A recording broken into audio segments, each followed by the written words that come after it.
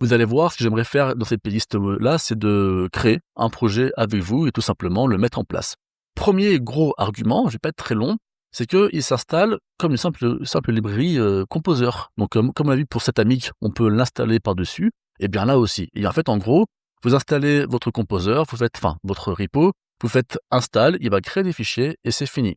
Donc en fait, à quoi ressemble Laravel Nova? C'est toujours pareil. Là-haut, vous avez une grosse barre menu avec une recherche automatique dans toute la base de données, et puis à gauche, vous avez votre sidebar avec les différents liens que vous voulez faire. Là où Laravel, on parle de modèle, sur Laravel Nova, on parle de ressources, c'est-à-dire qu'un modèle est lié à une ressource. C'est un fichier, vous allez voir, on définit tous les champs et comment c'est généré. À chaque fois, ça sera toujours la même chose. Vous avez ici des charts graphiques si c'est pertinent d'en avoir, sinon on s'en fiche. Mais sinon, vous avez toujours la liste des ressources avec une barre de recherche qui filtre que là-dedans, la possibilité de sélectionner différentes personnes, vous savez, classiques. Et après ici, je l'ai pas ici, mais on peut faire des actions comme, je sais pas, exporter, envoyer un email, ceci, cela.